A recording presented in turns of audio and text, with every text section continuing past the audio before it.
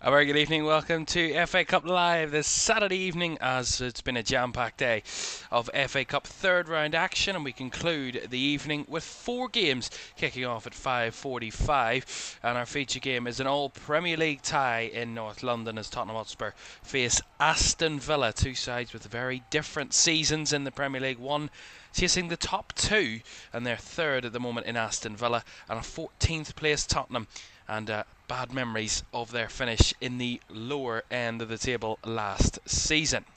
Both are open for progression, and alongside this game, Bristol City take on Watford in an all-championship tie. It's Cambridge United taking on Birmingham. Weston-super-Mare, the lowest ranked side left in the competition, they head to Grimsby Town of League 2. And a London derby rounds off the FA Cup action this Saturday as Charlton host Chelsea in Liam Rosenior's first game in charge. That is an 8 o'clock kickoff. But it is, as I say, been a busy day, but what a day it has been for Macclesfield. They are the first non-league side to knock out the FA Cup holders in 117 years, since 1909, when they beat Crystal Palace by 2-1 earlier. Captain Dawson and then Buckley Ricketts with the second goal to give Macclesfield a 2-goal lead. Palace got a late consolation that made it a little bit more nervy for Macclesfield than it needed to be in the end, but Jeremy Pino's free kick wasn't enough to deny Macclesfield one of the most unbelievable upsets, shall I say, not comebacks, upsets in FA Cup history.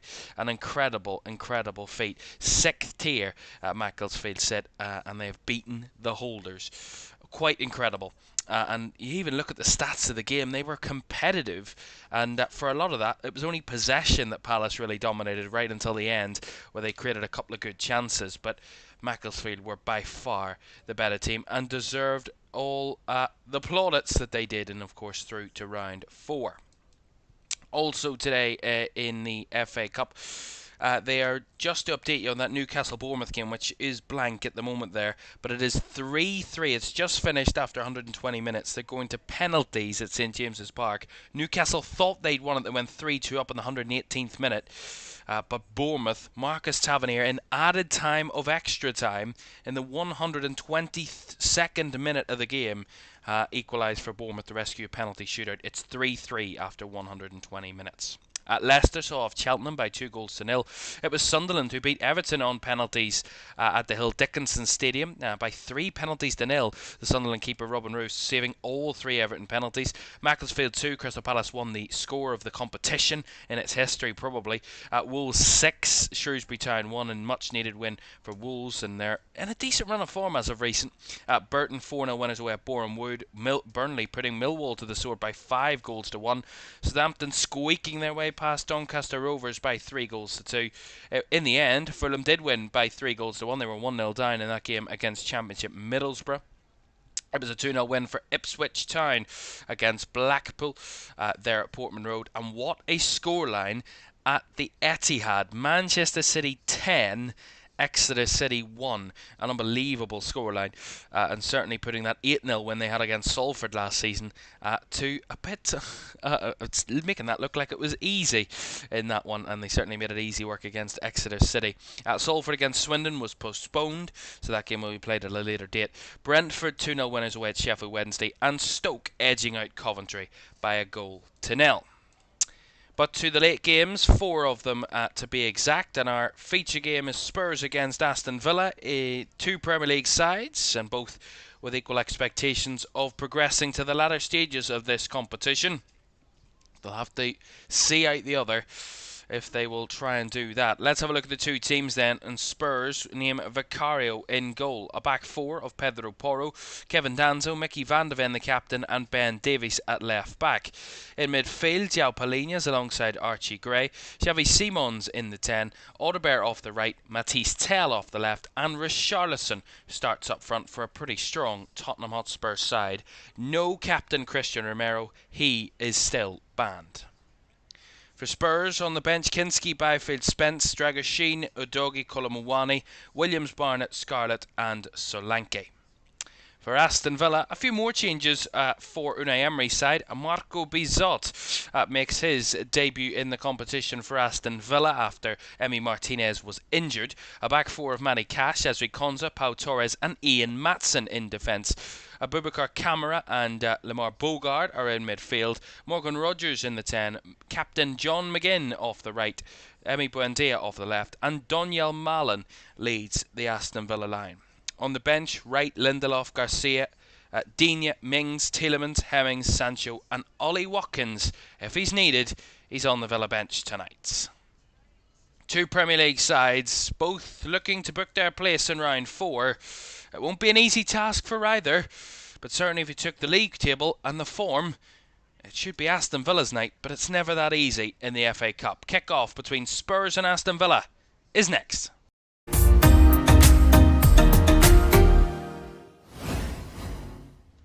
A very good evening. Welcome to FA Cup Live for our second third round game of the weekend, and it has been what a weekend so far. Of course, we witnessed an unbelievable game between Wrexham and Nottingham Forest last night, and hoping more of the same this evening. We're going to have a moment's silence of two key figures in this Spurs team's history that were lost this week. Martin Chivers amongst them, one of their greatest ever players, and of course they will have a moment to remember both with a moment's applause. And of course they will be remembered. Two great at Tottenham Hotspur, and I think Glenn Hoddle shared a memory before the game about the impact that Martin Chivers had on his career, and of course Terry Yarth, of course, who was also lost this week. Two very important Spurs players in their history, and two legends of the football club that will be duly remembered. Spurs fans paying their deepest respects to those heroes that would have been.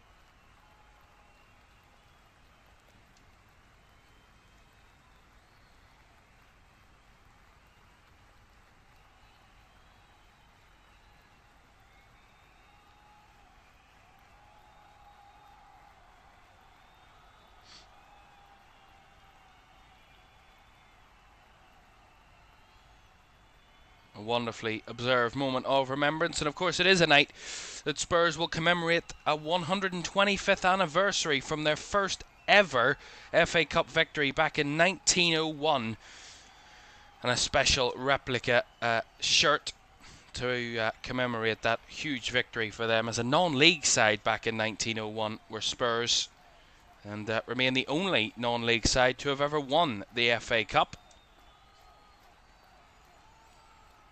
And when the Spurs go marching in, well, they'll be hoping they could be marching away with a victory against a very good Aston Villa side, and they faced in this competition last season, and they've already faced in the Premier League once this season.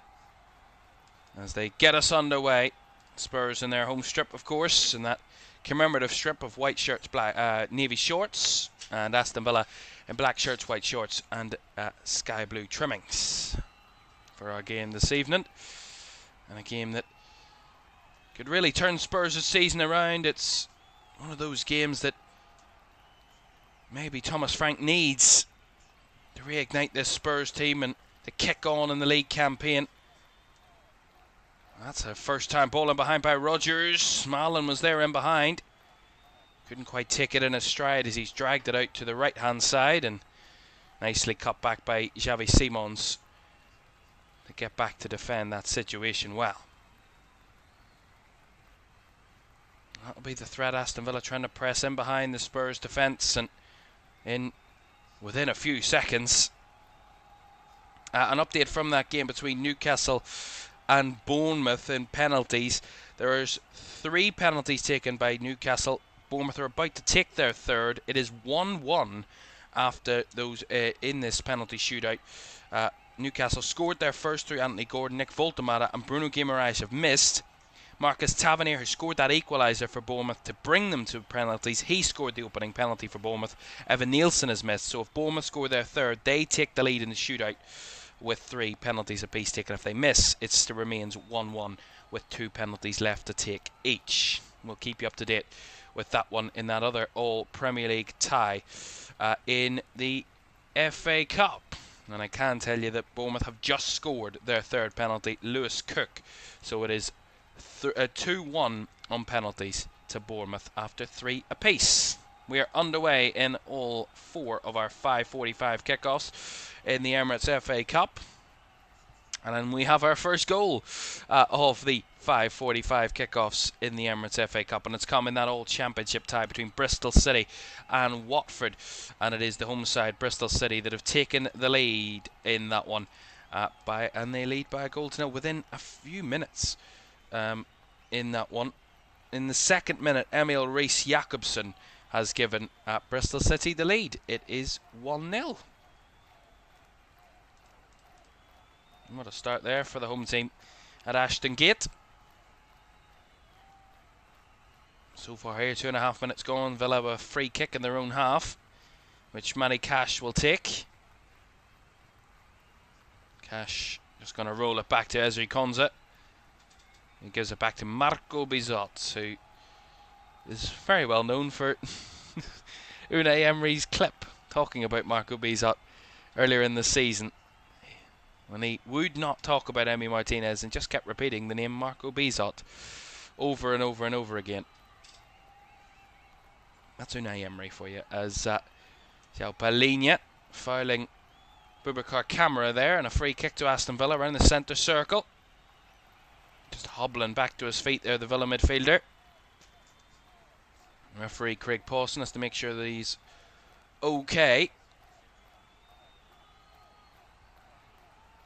Of course, no VAR in the 3rd or 4th rounds of the FA Cup this season, albeit it's a Premier League stadium and they have the facilities for it.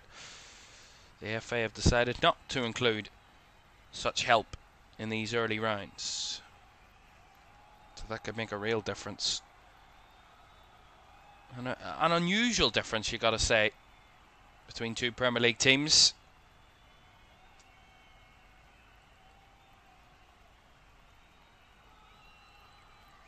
As Villa get the game back underway with Pau Torres. Back to Ezri Konsa. No real hurry here, as Ezri Konsa is actually going to put it out of play, and Boubacar Kamara is still in pain. It's his left leg that seems to be causing him real trouble at the minute. And he's had to stop the game again, Aston Villa, so that does not look good. We can update you on that penalty shootout at St James's Park. Newcastle lead now 3 penalties to 2. Bournemouth have to score their 5th penalty to stay in the battle, to take it to sudden death. If they miss, then Newcastle are through and Bournemouth are out. We will await that final penalty, but Bournemouth missed their 4th. Newcastle scored their 4th, which made it 2-2, and then Newcastle have just scored their 5th penalty. Tonali and Joe Linton were the latest 2. And Alex Jimenez missed the 4th for Bournemouth. So score and they keep it alive, miss and they're out. And the 5th penalty for Bournemouth has been scored, Marcus Senesi converting. So it's 3-3 after 5 penalties apiece in that one.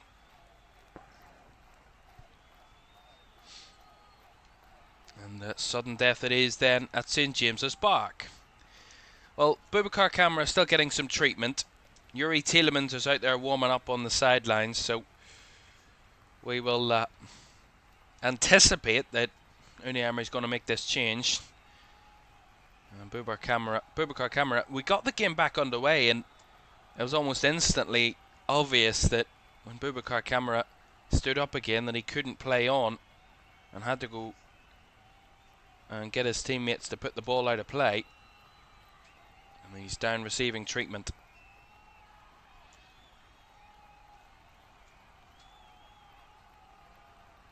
It is good that we do have this stoppage because we can keep an eye on that penalty shootout in the other All-Premier League tie, and Newcastle have scored their 6th penalty of the evening.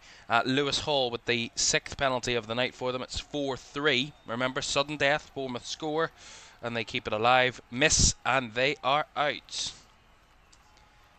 And we await the outcome there as Yuri Tielemans a little quick warm-up, and he's now getting ready as Camara's back to his feet.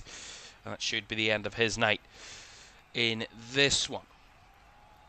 Just a few minutes into the game, and we've probably had more time with the game stopped than we've actually had in-game play so far in this one.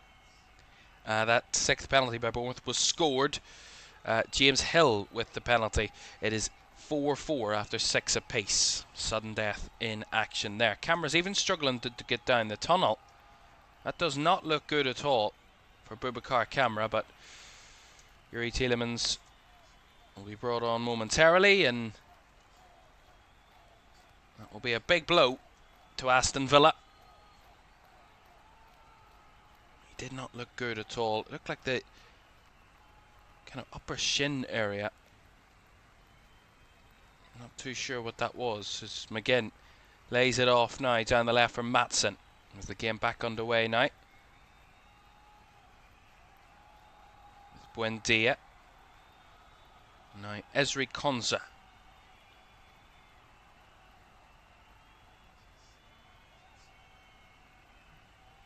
Now to Morgan Rogers, who's dropped a little deeper. Still awaiting the introduction of Yuri Tielemans. Waiting patiently down there on the sideline to be introduced. So Villa down to 10 for the moment. And they're not in a major hurry to move the ball due to the fact that they are down to 10 men. But they do need to get the ball out of play, remember, to make the substitution. And they win the throw-in down the left, which should trigger that situation. And now they will. So, after 7 penalties apiece at St James's Park, it's still all square, 5-5. Lewis Miley scoring the 7th for Newcastle. Adrian Trufair scoring the 7th for Bournemouth, and Newcastle have just scored their 8th penalty, so it's 6-5. That penalty scored by Harvey Barnes. So again, on to Bournemouth to react in sudden death at St James's Park. Here is Pau Torres down the left to Ian Maatsen, trying to flick it in behind for the run of Marlon there actually, and Pedro Porro sees it out for the throw. Maatsen will take said throw. Not much momentum so far in this game with that stoppage so early in the game, as Villa have it nicked away down the right hand side here. Bundled over, wanting a foul was Wilson Odobert, but he's not going to get one. And it's going to be a Villa throw in, which they take quickly. 6-6 in the shootout at St James's Park. Adam Smith has now scored their 8th penalty. It's 6-6 after 8 penalties apiece. And it is getting to that point where the goalkeepers are starting to get nervous that they might need to take a penalty at some point in this shootout. 8 penalties apiece taken, it's 6-all. Lovely ball played first time there by Tielemans, finds McGinn, and he's played it down the left to Marlon. Steps inside, shakes off a challenge, and Marlon hits from distance, but that one was well off target. Applause from Unai Emery, but Daniel Marlon left a lot to be desired with that shot. Struck it towards goal and was sailing well wide. No question about that. No worries for the Spurs goalkeeper Vicario.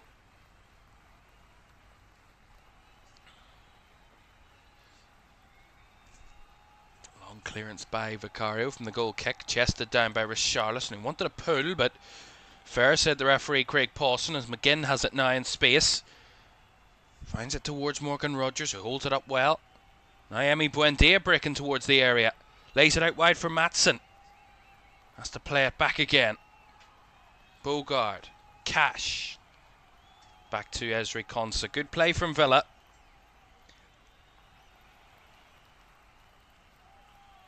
Torres. Maatsen.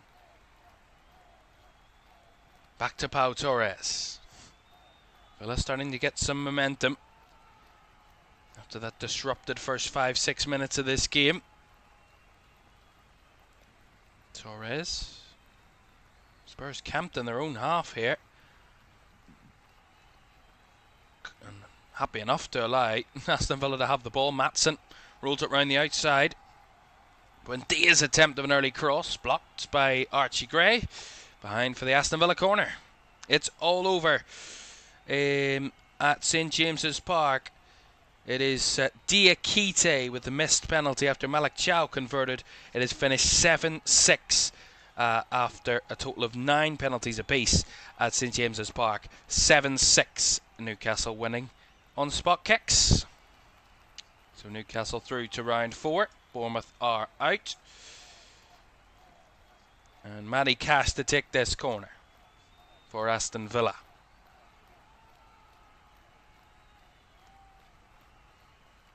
Unai Emery watches on in the technical area. Matty Cash, right-footed, looping with a header towards Konsa, cleared away, and then headed back in by McGinn, but straight down the throat of Vicario, who unleashes a run down the left here.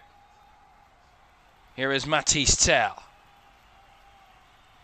Looking for any sort of options, and it just has to square it back inside to Archie Gray, but looked like he was on his bike there. Matisse Tell, he's picked it up again in a pocket of space, trying to roll it in behind for Richarlison. Nicely stopped by Konsa. Fed into the midfield now. Bogard laid it off to McGinn, but nicked away as Audebert picks up and shoots from range. Straight down the throat of the goalkeeper in Marco Bizot. The energy from both of these teams starting to assert themselves. Oh, a wayward ball there, deep by Bogard, picked up by Ben Davis on the press. Here's Palhinha, sprays it out wide to the right hand side. Got back to Porro. Porro tried the cross, well blocked by Emi Buendia. Porro again as he works it back to Kevin Danzo and into João Palhinha once more. Decent spell of possession this from Spurs. Porro back to Danzo and across to Mickey van de Ven. It's Spurs' turn to have a little bit of possession.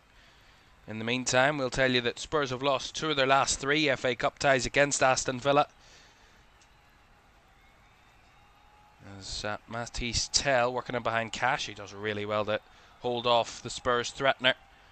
And plays it back to Ezri Konsa. Oh, as Villa playing out from the back there, and they do really well against the Spurs press. That's a lovely flick by Buendia, but not replicated by Morgan Rogers. He has it stolen away by Van de Ven. Maatsen having to trouble him. Mickey Van de Ven on the right flank. Gray's cross, a little bit high. Tell takes it down in the edge of the area. Trying to work his way into space. Lays it off, and too heavy from Porro. Stepped in nicely to win it back. Gray. Dribbling forward. Lays it off to Palhinha. Now Davies. Whips one in and towards the back post. No one there in a white shirt. Guided by Maatsen back to his goalkeeper. Well, as I was saying, Spurs have lost 2 of their last 3 FA Cup ties against Aston Villa. They've gone out against the Villains in the 4th round last season. And the last team to eliminate Spurs from the FA Cup in consecutive seasons were Man United in the 07-08 and 08-09 campaigns. They'll have the chance to do that tonight. Of course, they have a good record actually against Spurs. They won each of the last 3 meetings against Spurs in all comps. Aston Villa won the league meeting earlier in the season here by 2-1. They won 2-0 in May last year at Villa Park, and then a 2-1 FA Cup win against Spurs at Villa Park as well last season. So 3 wins in their last 3 for Villa against today's opponents. Based on where they are at the moment, their confidence level, Villa, you wouldn't bet against them making it 4 in a row. Palhinha out wide to Porro. Having to work it back the way though again. It's Archie Gray drops in alongside the two centre backs. Adding that extra little bit of central stability. Here's Xavi Simons. He's deep, trying to pull strings. Swings it out to Porro again in that right channel. Maatsen quick to it. Work back to Danzo again. Now Porro. Breaks it inside to Palhinha. Back to Porro. Trying to find a way to break down this Villa team to progress the ball forward. And they're going to swing it in behind here. Davies gets across and no one in there really in the end. It's going to be a Villa throw as the clearance was made. Took a deflection on the way through, but some ball from deep. Flicked over the top, and Ben Davies did really well, made the run into the area, fed it across, and no one there to get on the end of it for Spurs, but nice move. Ben Davies with the overlap and run, causing the threat in behind Matty Cash.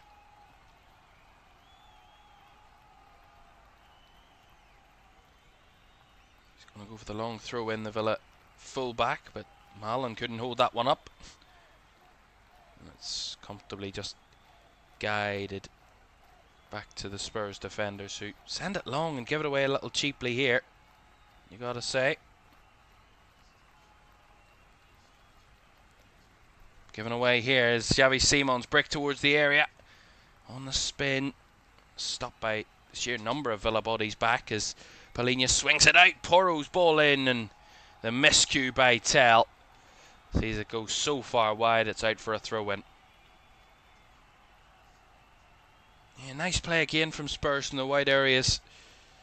This ball in, they get a little bit awkward, but it bounces towards Matisse Tell, who has the strike, and the strike that he gets all wrong.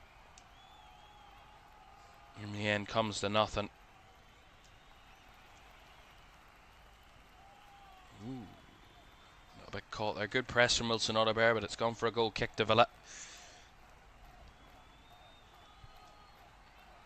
And so far, 18 minutes gone, still goalless here at the Tottenham Hotspur Stadium. It's a very disrupted first 18 minutes. The first 6 of the game are kind of halted by the Boubacar Kamara injury. Didn't get the game off to a pretty vibrant start, and both sides have had their spells of possession, but not much goal-mouth action since, as Rodgers does really well to win it back there and flicks it in behind, looking for Mallon. Couldn't quite reach him, and nicely defended by Danso. Villa straight back into possession, trying to pile on the pressure on Spurs.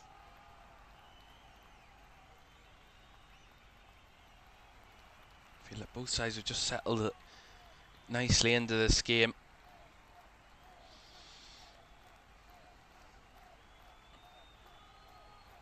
Bogard and McGinn linking up nicely there in the centre. McGinn having to shield away from the challenge of Palhinha, and does really well, the Villa captain. Plays it back to Pau Torres. A space down this left. He's not going to take that wide option. He decides to take that wide option after thinking about it for a second or two. Donyell Mallon's deep cross took a deflection. Danzo will see it flashed away, and Matty Cash left that one behind for a corner. Yeah, the cross from Donyell Mallon took an awkward deflection. And it's going to be a corner here to Aston Villa.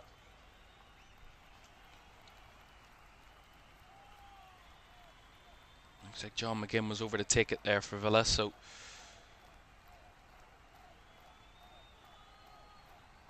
Villa captain to deliver this corner. Left-footed loop towards the back post. It's up and away by Spurs head. Maatsen has the rebound, as they're calling for a free kick, actually, the referee's given here to Spurs. They wanted a penalty there, Villa, I think, for handball, but definitely not given. The free kick from Spurs that was taken quickly is given straight back to Aston Villa. Well, that was anticlimactic. In the other games, the only goal of our late set of fixtures in the FA Cup so far. Bristol City leading Watford by a goal to nil. In that one, it's goalless between Cambridge and Birmingham, and Grimsby and Weston-super-Mare. And it's goalless, of course, here at the Tottenham Hotspur Stadium between Spurs and Aston Villa. That's nice football from Villa between the lines, though. Malen flicks it on here. Emi Buendia absolutely fires it in. That's a beautiful goal from Aston Villa. Right up the spine of Spurs. And Malen with a guided ball into Buendia's path, who absolutely dispatches it past Vicario and gives Aston Villa the lead. A fantastic goal. And Emi Buendia with a rifling effort. But it just comes from them, and right up the middle of Spurs. From Konsa. I think it was Tielemans that played it into McGinn. Then McGinn laid it off to Malen, who just on the spin flicks it in behind for Buendia, who absolutely lets rip past Vicario. Rocketed effort into the roof of the net. Beautiful goal. And Aston Villa lead by a goal to nil.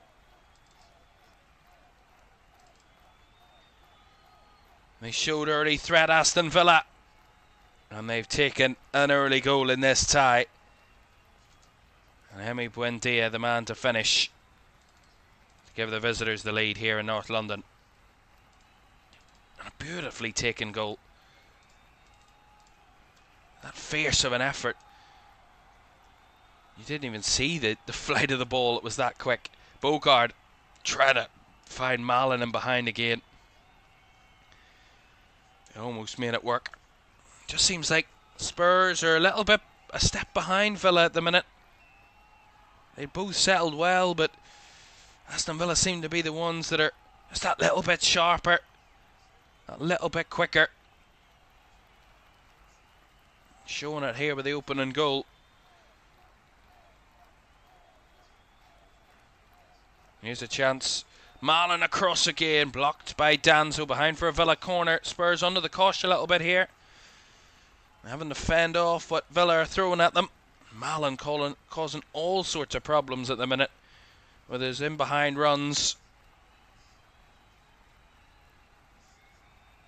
Well, it's Emi Buendia's first goal for Aston Villa since he scored the late winner against Arsenal in the Premier League back at the start of December. He's gone 6 without a goal since, in the Premier League certainly. And Buendia takes this corner, goes short this time to Villa. Gone very short, finding Cash in the edge of the area, who forces a parry out of Vicario. He had to thump that one away with the sheer pace of that shot from Matty Cash. They just can't get out at the minute, Spurs. They win it back again, Villa. Tielemans, Bogard battling, just scrambled away, and Tell picks it up in a bit pocket of space down the right here. Well challenged by Yuri Tielemans, out for the Spurs throw. Yeah, they're penning Spurs in, giving them no time at all on the ball. And Matty Cash's strike from distance here, it was a clean effort, and Vicario could do nothing but punch it away. Matty Cash's effort, sheer ferocity on that one. Villa have got their tails up here in North London. 87% of possession for Aston Villa in the last 5 minutes. Complete and utter domination. And with 63% of the ball in the whole game so far, so they are the team in control, Aston Villa, and they've got that early lead, which will only aid their control. 25 gone. And Aston Villa lead by that 1 goal to nil. And that run that they've been on a fantastic run, Aston Villa, but they dropped points in that goalless draw during the week away at Crystal Palace. It's one of only 2 games they failed to win since early November when they lost to Liverpool. They have won all but 2 of those recent games, which is 14 matches They've won 12 out of 14 coming into this one. The defeat to Arsenal at the Emirates and the goalless draw at Crystal Palace are their only 2 games that they failed to pick up victory in that recent run. So the capital has maybe haunted Aston Villa in their last few games. And actually, funnily enough, Aston Villa's last 4 away games in the Premier League have all been in London. 2 wins, a draw and 1 defeat in that run, beating West Ham and Chelsea and then losing to Arsenal, drawing with Crystal Palace. So this would be their 5th successive game where they've played a London team on the road. And they'll be hoping of a similar result to the West Ham and Chelsea games rather than the other more recent 2. They've got a good start here, Aston Villa, in trying to help that. Spurs with a little bit of possession here with Archie Gray having to go back to his goalkeeper, Danso. Gray to Mickey van de Ven. Not many options for Spurs when they're with that back 3, as it were. Simons has to come very deep to get on the ball as Gray tries to measure one in behind for Richarlison to chase, but Ezri Konsa has it under control and just rolls it back to his goalkeeper and Marco Bizot. But in the process, Richarlison's injured himself, it looks like. He's gone straight down. We'll see this again. Looked very strange that he just stopped attacking there, Richarlison. Maybe he just pulled up. Yeah. And that's what we know it probably expected to be, is a hamstring injury when you pull up like that. And he's gone down holding his left hamstring. So that does not look good for Richarlison. And they've got Dominic Solanke on the bench, Spurs. And Randall Colomwani if they want to make one of those 2 subs, but they have a few players out, suspension and injury, and mixed with that, and a good few attackers, certainly more midfield attackers than strikers at the moment, but a man who's a key figure to this Spurs team, albeit hasn't scored in 4. His last goal came against Liverpool in the 2-1 defeat here at the Tottenham Hotspur Stadium.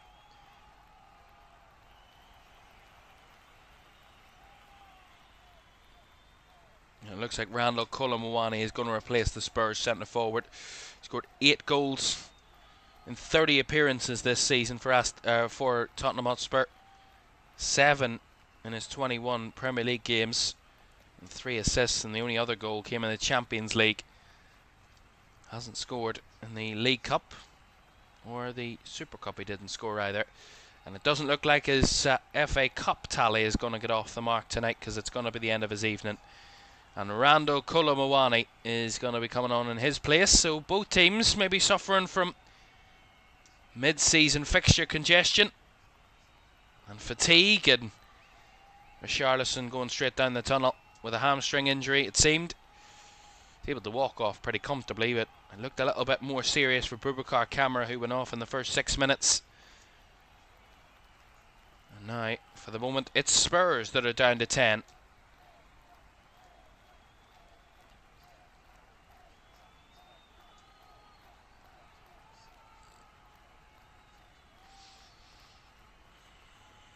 They've actually only had 2 shots so far, Spurs, 1 on target, Villa with 4 and 2 on target. Spurs struggling to find their attacking output, as that was a sandwich challenge between 2 Villa players on the Spurs man there, and substitution now going to be made with this free kick being given. Randall Colomwani on for Richarlison. A straight swap at the centre forward for Tottenham Hotspur. You missed one right on the half-hour mark, and of course on loan from Paris Saint-Germain, Randall Colomwani. And he's going to be playing in centre forward for Spurs in this certainly the rest of this first half, and probably for the majority of the second as well. Ball in behind, down that right channel. Bizot gets rid. Headed by Danso. Bouncing out of play for an Aston Villa throw. We've another goal to tell you about. It's come between Cambridge and Birmingham at the Abbey Stadium. Of course, League 2 Cambridge taking on Championship Birmingham, and it is the Championship side that have taken the lead. Birmingham City are 1-0 to the good, so like their local city rivals, they are leading away from home, are Birmingham. And the goal, Kai Wagner with the goal, has given Birmingham City the lead. That'll be a great fourth round tie. If Aston Villa and Birmingham both progress, that will be a great derby tie for round 4. If we got that, that would be amazing. Certainly one to look forward to, that would be. And of course, very early days in both of these games, as well as it is elsewhere. Bristol City leading Watford by a goal to nil. Still goalless between Grimsby and Weston-super-Mare, which I wouldn't be begrudging you if we've never heard of them. Of course, League 2 Grimsby, of course, they shot the fame when they knocked Man United out of the Carabao Cup in round 2 earlier this season. But Weston-super-Mare in the National League South are the lowest ranked side in the competition left. They're second in the National League South. They're just a point off the league leaders Worthing when they come into this game. And they come into this game on a 2-game winning streak, so they've got a bit of good form heading into League 2 Grimsby's backyard. So far, so good. Neither side have really tested the other. Now it remains goalless.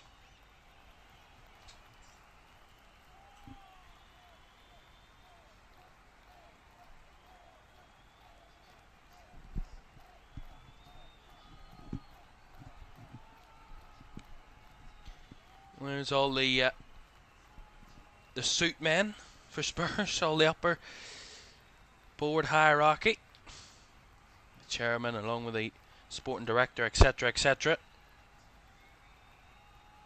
Used to be Daniel Levy, of course, who no longer the Spurs chairman, of course. He stepped down just a few months ago.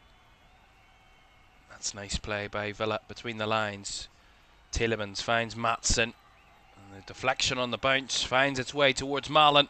Malen at the byline trying to cut it back. Well blocked in there by Ben Davis, and it's out for the throw into Aston Villa, but Malen's causing some real trouble down that left hand side, and Spurs struggling to deal with it. Whip ball in from deep. Cash was threatening at the back post, but Davis heads it behind for the corner. Villa pushing on to try and find a second. Give them a bit of daylight in this game as we hit the 34th minute of the game. They lead by a goal to nil and pushing for more. Unai Emery's team.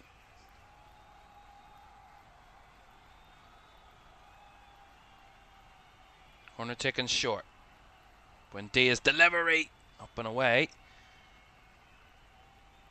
Balls for Rodgers, who's going to shoot. Blocked. Takes a deflection into Konza's path, who drags it out to the left. Couldn't whip it across cleanly, but Maatsen picks it up. Now Rodgers, who will hit one from distance again. Away by the head of Danzo. Villa piling on the pressure. Unable to find a breakthrough moment once again. And now Spurs on the counter. Simons has that fallen apart by the foot of Bogard. As quickly as it started, it concluded for Spurs there.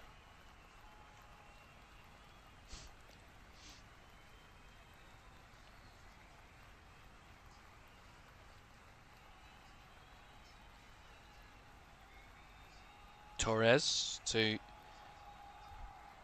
Maatsen, back to Malen.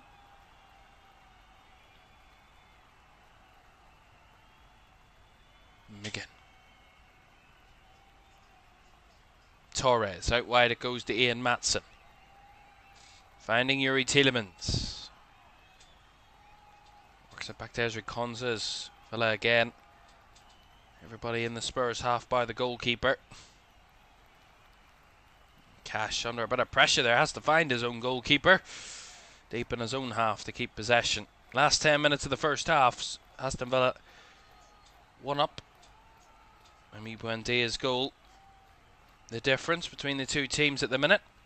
That's a little bit too hopeful from Konza, who gives it away cheaply, but Spurs can't make him pay the price and overhit their pass straight to Marco Bizot, who has firm control of it. They've looked really toothless, Spurs, in this first half.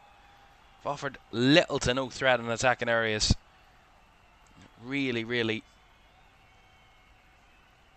kind of unthreatening. Real lack of attack and threat from Spurs so far. Will be a disappointment to the home crowd, who will come out and wanted to see their team produce what they did last season in a league or an FA Cup game against Manchester United. Here's Rodgers across, right the way through the 6-yard box and all the way across and out the other end, but really tantalising ball across by Rodgers. No one throwing themselves at it for Villa. If Ollie Watkins was on the pitch, he would have been on the end of that, but he's not. He's on the bench, and that's a chance that goes a-begging for Aston Villa. Beautiful cross by Rodgers. We'll have another go here. Tielemans finds Marlon, tiptoeing around Spurs players. Buendia tried to feed it in behind for the run of Marlon, but Spurs can clear it, but not very far as Maatsen picks up again. One-way traffic. Is that about the lack of sharpness that Spurs have showed in this first half? They really have looked second best. Aston Villa just passing it around for fun here. Completely chalk and cheese between these two teams. Konza to Bogard. Out to the right hand side for Cash. Back to Bogard again.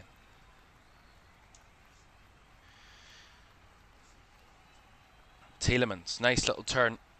Lays it off to Buendia, who finds the reverse pass to Rodgers. Swings it out to the left for Maatsen.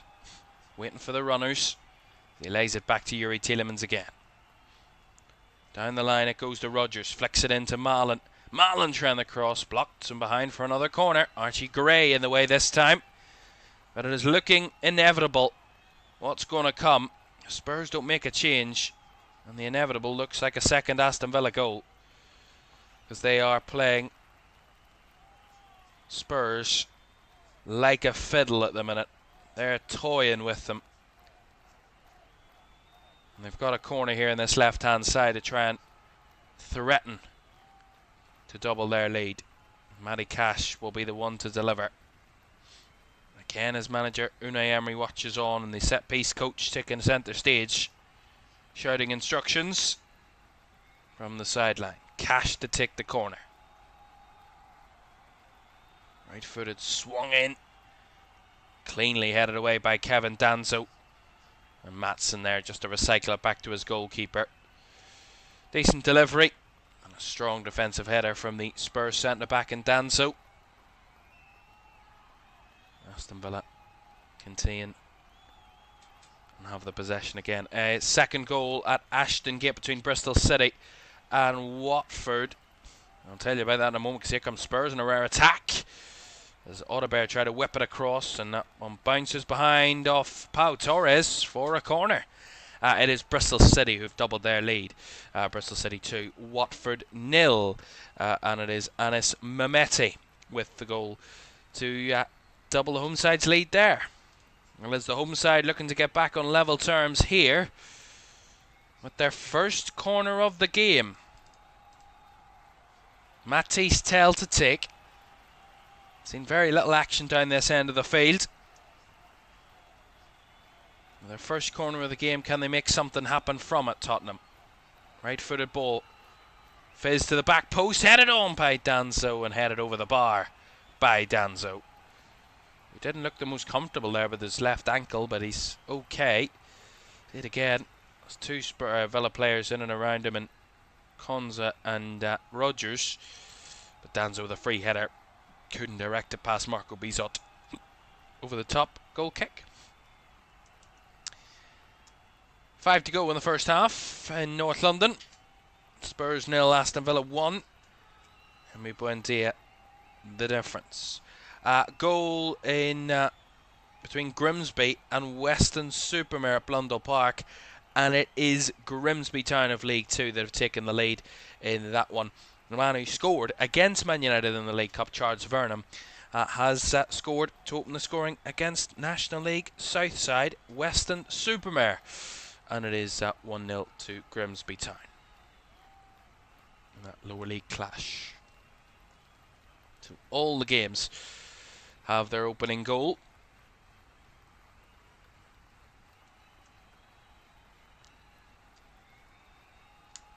The game was not just edging in Aston Villa's favour, it was going quite massively in Aston Villa's favour for a good while, but Spurs are at their first corner and maybe just giving a little bit of possession now just to try and get themselves into the game just before half time to nick something if they could. Here's Simons breaking forward, finds it into Randall Caoimhan, who finds the nets, but the flag's going to be up and that's not going to count. Again, beautifully run through by Xavi Simons, gliding forward. Does really, really well and then just rolls it in behind for Caoimhan, who just couldn't hold his run. Pau Torres stepped up at the right time, played offside, and that was the correct decision. Nice finish by Randall Caoimhan, but he couldn't hold his run before it. No goal. It's a nice move though, and a move that we haven't seen anywhere near enough from Spurs in this first half. Really lacking in quality and attacking sense, and they need to get that man Xavi Simons on the ball. He's the creator. He's the man who can make things happen. And he made something happen there. Created something out of nothing. And that might give them a little bit of confidence before the break, as Archie Gray couldn't squeeze it into the path of Simons. And Villa retrieve. Maybe a little bit of a warning sign for Aston Villa though, that they may be 1-0 up. They may be controlling possession, but they're not out of sight just yet. Spurs are still in this cup tie. And that's the evidence which that offside goal showed, as João Paulinho wins a free kick off Emi Buendia.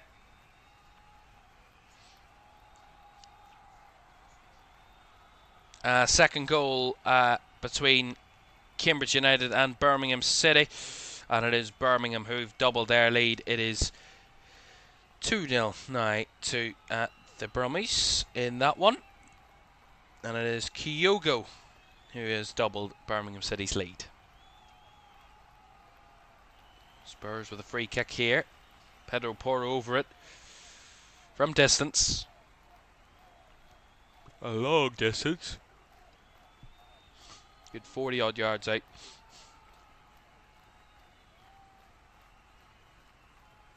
Taken short to Ben Davies. Tell with a nice turn away from the backtracking McGinn, but Tell again having to spin past his man, works it into the area, and Danzo coming in late, couldn't direct it towards goal. Goal kick.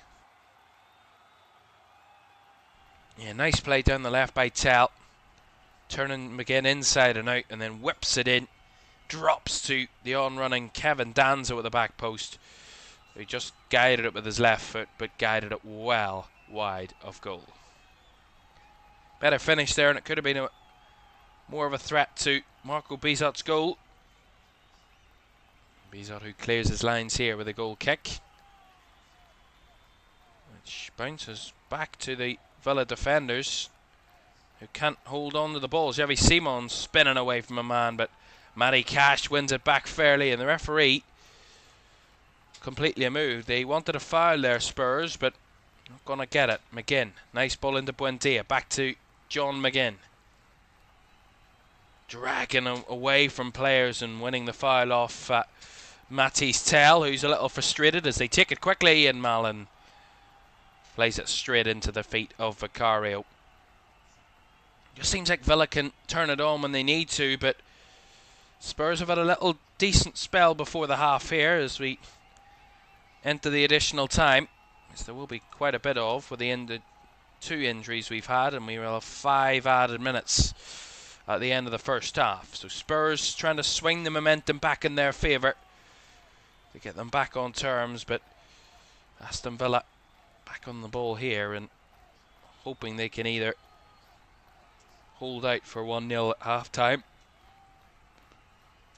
try and make it even better. It's all about being patient though for Aston Villa. Can't force the issue, can't get too ahead of themselves. They do lead, but it's only a narrow lead, and we've seen before that can be completely erased in a matter of minutes. Cash. Buendia. Tielemans. Now Torres. Back to Tielemans. Bogart down the right hand side to Cash. Feeds it in behind nicely for Rodgers, who cuts it back on a dime to McGinn, who finds Mallon moving away from a defender. Back to McGinn, who tries to measure one. And straight into the hands of Vicario. Nice play again from Villa. Nice interchanges, change of direction, keeping the Spurs defenders guessing, but just couldn't get that clean shot off. And when John McGinn did, it was lacking that sheer pace to test Vicario at any stretch, and nicely gathered by the Spurs goalkeeper, but again, unable to make anything happen out of that. As Villa have it back again. It just seems to be that whenever Spurs can't get on the balls, there's constant one-way traffic, and here's Tielemans flicking it in behind Rodgers with a header. Tried to cushion it into the path of Mallon, but cut away as Tell gives it away cheaply to Bogard. Finding to Mallon. Mallon lays it off. Rodgers with a little bit of space and tucks it in for 2-0. That is the threat that Morgan Rodgers possesses. A killer threat. And Aston Villa double their lead.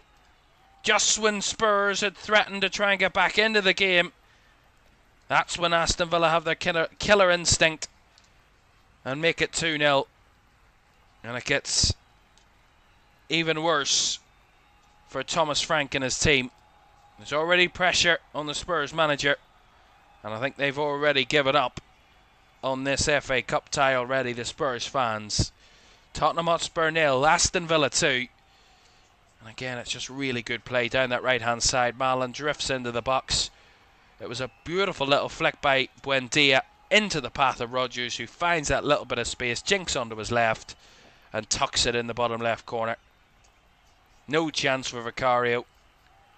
Buendia with a touch of class to set it up into space for Rodgers, and he does the rest.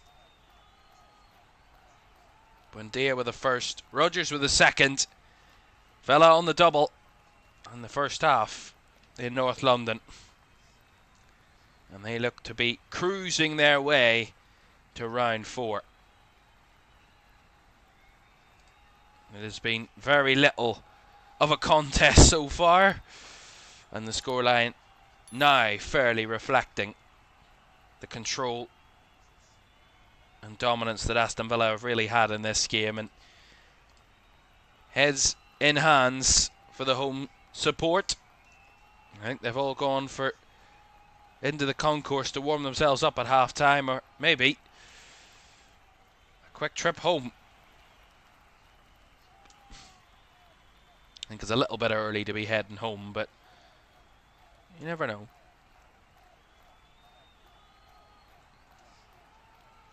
It's a drafty night in North London, and a Spurs team that are leaking goals and really showing very little going the other way, and that is a poison chalice for any manager. Your team is shipping goals for fun and unable to convert at the other end. It is already a pressure job, and the pressure gets heavier by the goal conceded, by the defeat, by every result at the minute it seems for Thomas Frank. This would be 4 without a win if they lose tonight.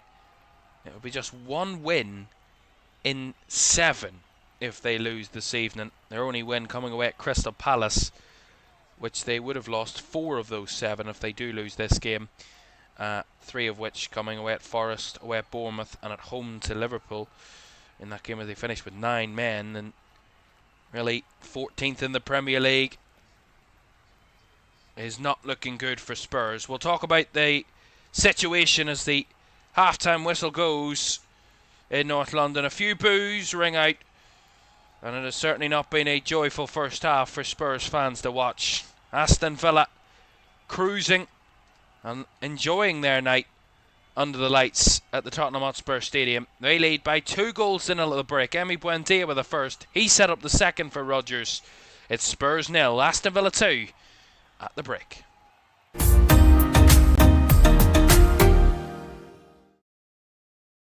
Sure, one last kick. This is gonna be it. This is the moment. Vicario kicks this. And Liverpool are there. Liverpool are Premier League champions. And there it comes. Crystal Palace, for the very first time in their history, are FA Cup winners. Oh, he's found the net. Oh, what a goal. Kvaratskhelia is through, wants to add a fourth, and does so. Ahmad, oh my goodness me. That is absolutely unbelievable. Rice again. Oh! You thought he couldn't beat the first one. He's gone and battered it. Another whip ball in. The header is in by Virgil van Dijk. Incredible.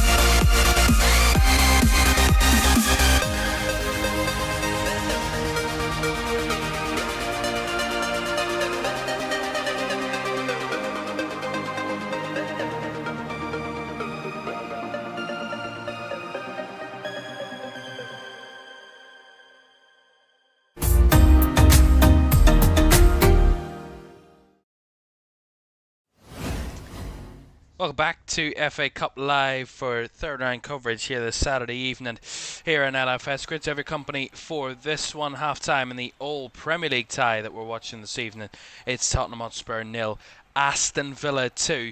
Emi Buendia and Morgan Rogers on the score sheet to give what has looked like an absolutely scintillating Aston Villa a 2-goal advantage at the break. Elsewhere in the 5:45 kickoffs, it's Bristol City 2. At Watford 0 in that old championship game.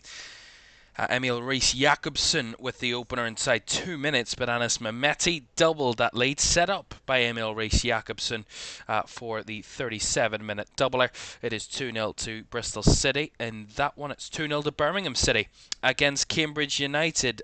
The opening goal was scored by Kai Wagner, set up with the second was Kyogo, and Birmingham City of the Championship leading League 2 Cambridge by 2-0 at the Abbey Stadium.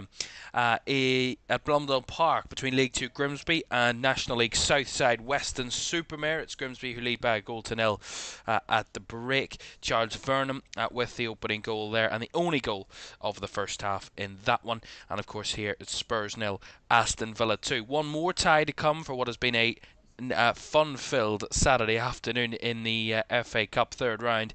Sees a London derby between Charlton and Chelsea at 8 o'clock this evening. We'll talk about the first half between Spurs and Aston Villa very shortly, but a quick recap of the afternoon's earlier games for you. Cheltenham were beaten 2-0 by Leicester City in that tie. Leicester, who've struggled in the Championship this season since their relegation to the Premier League, but 2 goals in the first half from Patson Daka and Steffi Mavididi sent Leicester through to round 4. Sunderland are in the hat after they edged out Everton on penalties at the Hill Dickinson Stadium. It was 1-1 after 90 minutes. Enzo Lefebvre with the opener for Sunderland. A beautiful little volley to open the scoring. An 89th minute penalty rescued Everton to extra time when James Garner converted from the spot, but it was to go to penalties. Everton missed their first penalty, saved by Robin Ruth. James Garner missing his penalty. Enzo Lefebvre then opened the scoring for Sunderland. They then had their second penalty saved, Everton. Tierno Barry. Granit Xhaka then made it 2-0. Beto then had his penalty saved. 3 penalties taken, 3 saved from Everton, and Luke O'Nien put the cap on it and won the game for Sunderland 3-0 on penalties. In that one it finished. So Everton out at the third round, Sunderland through to round 4. Macclesfield against Crystal Palace.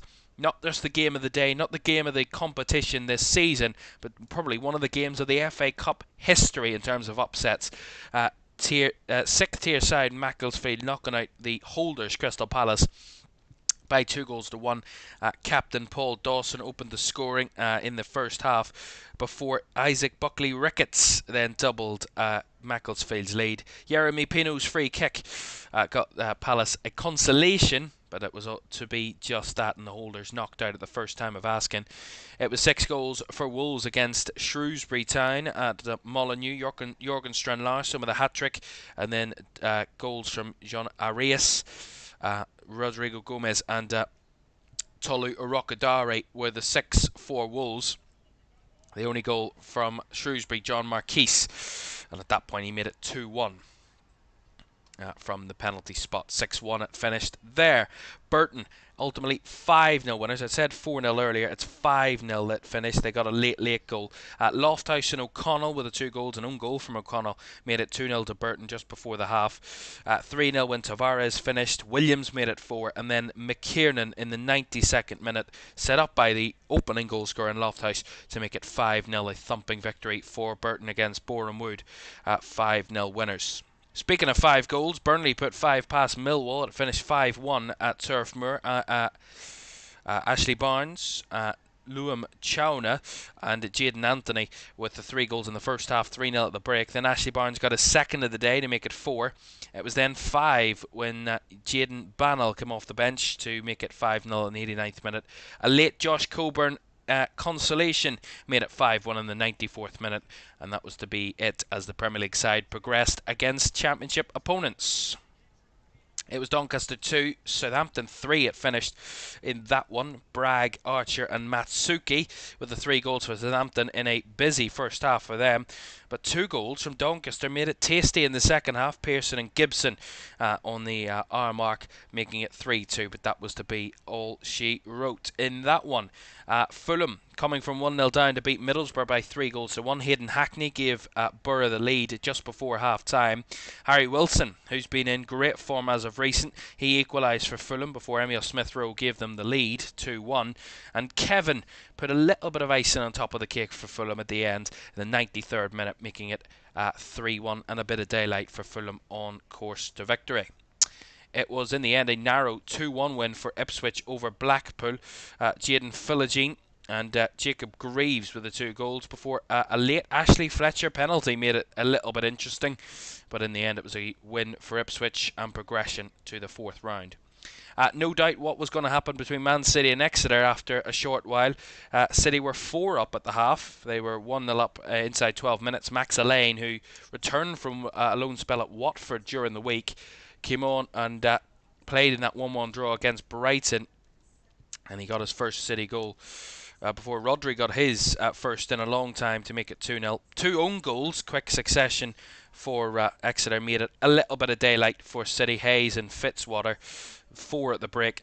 It was then 5 when Rico Lewis scored. Antoine Semenyo, who only signed just yesterday for City, he got his debut goal after he set up Rico Lewis for the 5th and 6th. 7th was Tiani Reinders. Nico O'Reilly made it 8. Then Ryan McAdoo made it 9. They got one back, Exeter, 9-1, when Birch scored in the 90th minute, but Rico Lewis made it double figures, 10-1. It finished there at the Etihad. 3-3 it finished between Newcastle and Bournemouth in what ended up being a cracking penalty shootout as well. Harvey Barnes with the opener before a quick turnaround from Bournemouth made it 2-1. Alex Scott and David Brooks made it 2-1 in 68 minutes. Anthony Gordon with a late 95th minute penalty brought it to extra time to make it 2-2. Harvey Barnes then gave Newcastle the lead in extra time in the 118th minute, 3-2, before Marcus Tavernier in the 122nd minute of the game made it 3-all. It went to penalties, both sides a little bit sloppy from penalties, but in the decisive one it was Malik Chow with the 7th, or with the actual 9th of the shootout, to make it 7-6.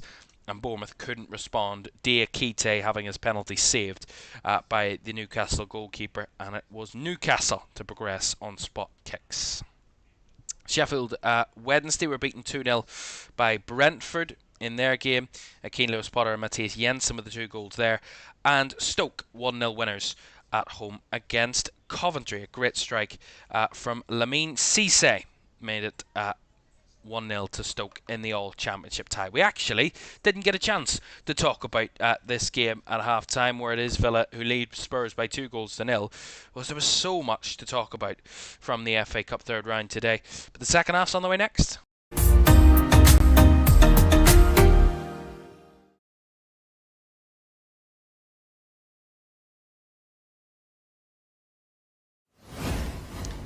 Right, welcome back. Second half ready to get underway here at the Tottenham Hotspur Stadium. Villa with a bit of daylight at half time. Don't forget to like, subscribe and turn on post notifications if you haven't done so already. That'd be greatly appreciated. And lots of coverage in the FA Cup to come over the next few months to see who will be our 2026 champions. Of course, the holders knocked out today, so it's not going to be a repeat winner from last season. Will it be a brand new winner, or will it be one of the old guard winning for the umpteenth time? Or will we have a Crystal Palace-like story and someone winning their very first FA Cup title? The second half here, Aston Villa are in a little bit of cruise control against Spurs. 2-0 to the good, and what I was going to talk about at half-time was Spurs weren't great in the first half, but they weren't awful either. Aston Villa were just miles above them. 10 times better. They were scintillating at times, Aston Villa, in that first half, and unplayable. Some of the football they were playing was just beautiful. In the build-up to that second goal, it was just instinctive, their passing. And the finisher, Morgan Rogers, was equally full of quality. And here is Rodgers. That's what a team in form can do. That's a lovely ball to McGinn, who was just closed out in the edge of the area by Palhinha. Again, Villa intense at winning it back. Simons went to ground and somehow came away with the ball at his feet and is going to get a free kick off Yuri Tielemans. That was unorthodox from Xavi Simons to evade a challenge. Spin on the floor and get back up with the ball at your feet. See it again. Very bizarre, like a breakdancing move into receiving the ball and then coming away with it, and he was dragged back by Yuri Tielemans. It was a foul, certainly so. We have a goal to tell you about at Blundell Park. League 2 Grimsby were leading at half-time against Weston-super-Mare. The National League South will no longer. Luke Coulson has got Weston-super-Mare back on terms. It's 1-1 in that one at Blundell Park. Could there be an upset on the cards there with a non-league side doing a number on an AFL team in that one? It's level at pegging in that one. The other 3 games that we're watching, including this one here at Spurs, all 2-0 scorelines. Bristol City 2 up, Birmingham 2 up, and Aston Villa 2 up. And that other game all square, as I said. Gray's long ball from deep, his 2 over hits, applauded by Porro, but nowhere near finding the Spurs fullback. Goal kick it will be. Well, we know, goes without saying really, Spurs need the next goal in this game if they're going to make it any sort of contest. Aston Villa don't look like stepping off the accelerator pedal anytime soon, but if they do, the game goes in a bit of limbo. It needs to be Spurs that pick up the pieces and find a way back into this one, but right now it's not looking very likely. A long way to go in this one. Here's Matty Cash. Cuts it across to Ezri Konza. Into the path of Bogart. It just seems like Aston Villa are so comfortable with their play. They look at home, both literally and figuratively, really. They just look so at ease with the way they're playing. Spurs need to make it a little bit trickier. Done well there down the left-hand side with...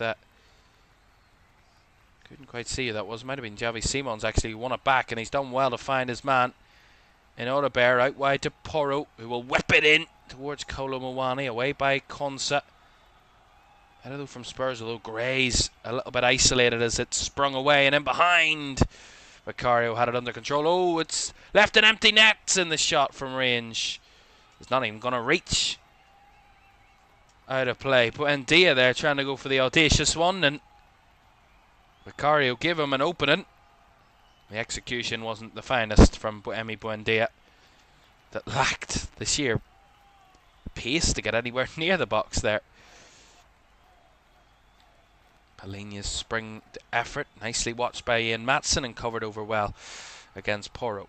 Buendia's header flicked forward and taken in by Danzo. Now Odebear chips past his man. Odebear nowhere further to go, but the ball deflected back to Gray. Now Odebear. Davies. Now Simons. Inside to João Palhinha. Palhinha down the right hand side to Porro. Try to feed it in behind, but too narrow. In behind for a goal kick. Yeah, there's intention from Spurs. There's clearly an objective to try and find those runners in behind, but again, no success in doing so at the minute. And Aston Villa are no real worry about having to defend this Spurs team right now.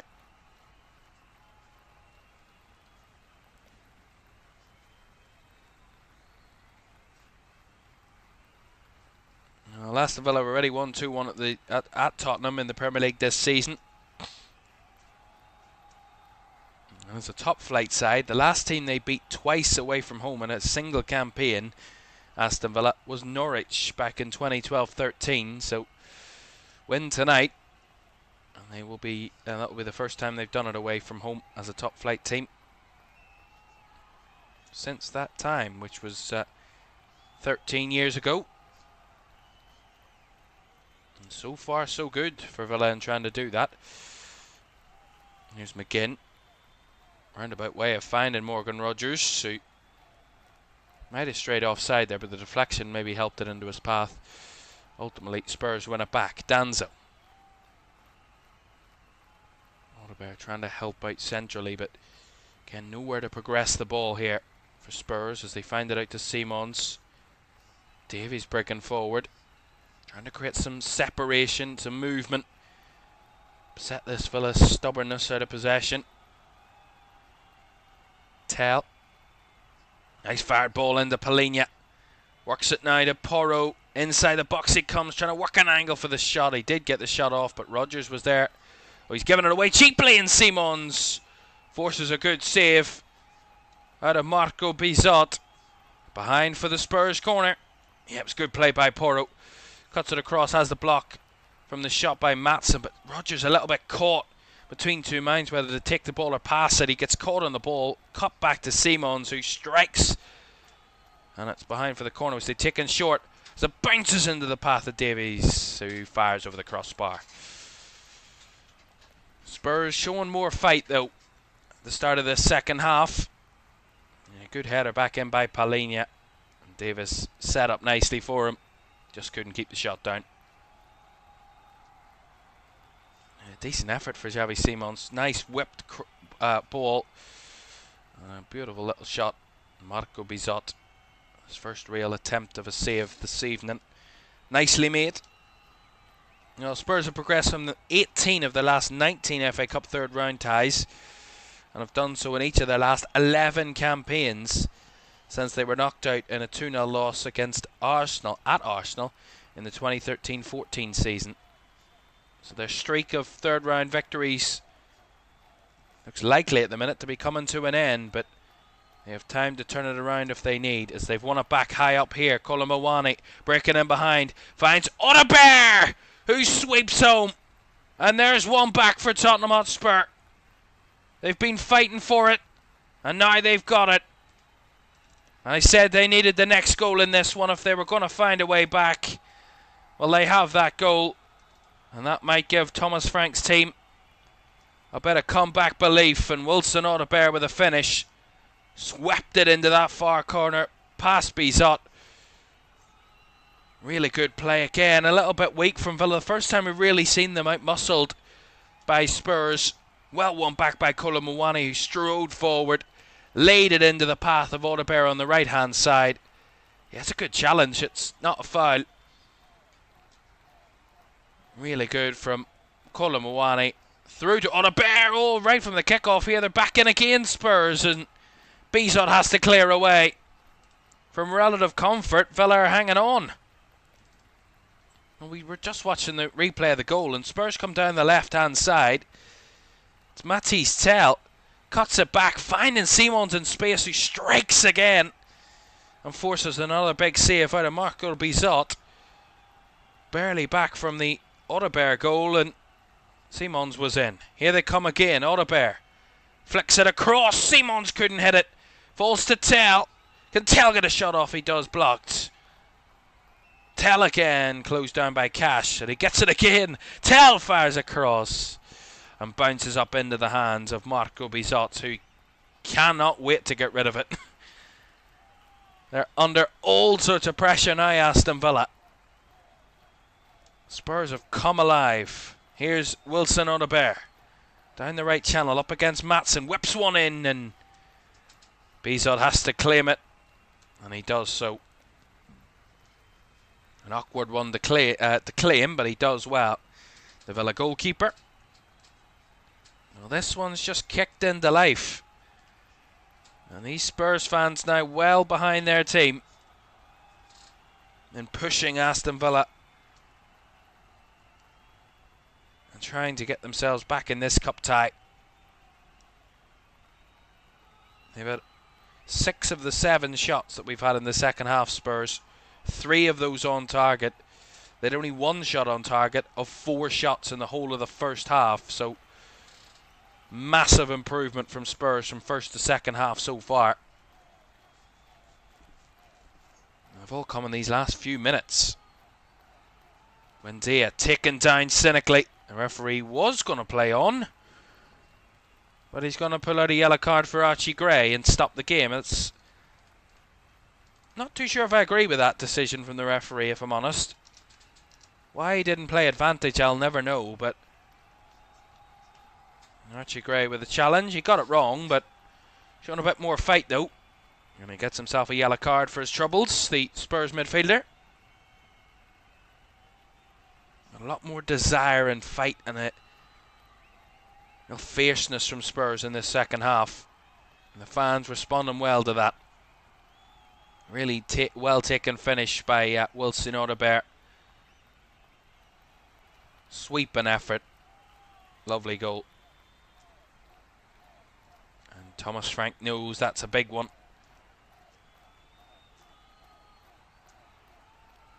Striding forward nicely there was Bogard. Finds Marlon. Marlon down the right. Back to McGinn. McGinn reverses it back to Konza. Now Tielemans. Bogard. McGinn with a little bit of space, but he overrun it. And given away to Spurs in a dangerous area. And Wilson Audebert on his bike here. He's going to shoot again. That one right down the throat of Marco Bizot.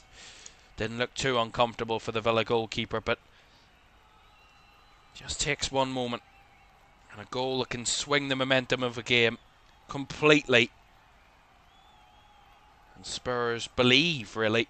I didn't think when they were 2-0 down, they really believed that they were in this tie, that we were really in this battle, and they've just had a half-time reset. Come out in the second with much more urgency. And getting their attacking players involved in the game, which they really did not do in the first half. Wilson Audebert's having a lot of fun out there at the minute. A couple of his last few chances here for Spurs to try and get back into this one. Matson flicks in behind. Mala made the run. The flag's going to go up. But he wasn't getting anywhere near it anyway. As Vicario recovered.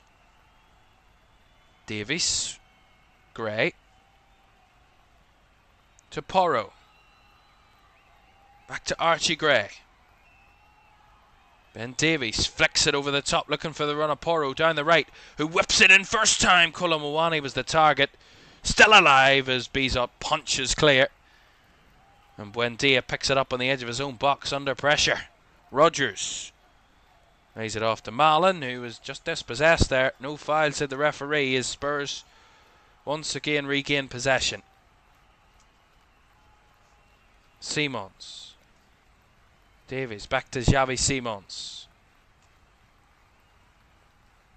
Switching the play, finding Porro on the right hand side. Up against Buendia, who skips past, but he works back inside. Couldn't find a teammate as Marlon picks up the loose ball. And he's shoved out of play. Right for a Spurs throw in, which frustrates Donyell Marlon, but Spurs back in possession again. Oh, caught a little bit loose there was Audebert. They're all over Ezri Konza there as Cash has to get rid. I remember early in the first half I mentioned that Spurs were very standoffish against Villa out of possession. They didn't let them, they just let them play, just let them have the ball at their will. And it's completely the opposite now. They're not allowing Aston Villa to breathe.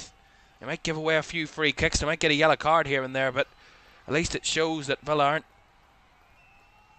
having it all their own way, and that's really what the whole first half was about. Villa were just comfortable, and Spurs were allowing them to be comfortable.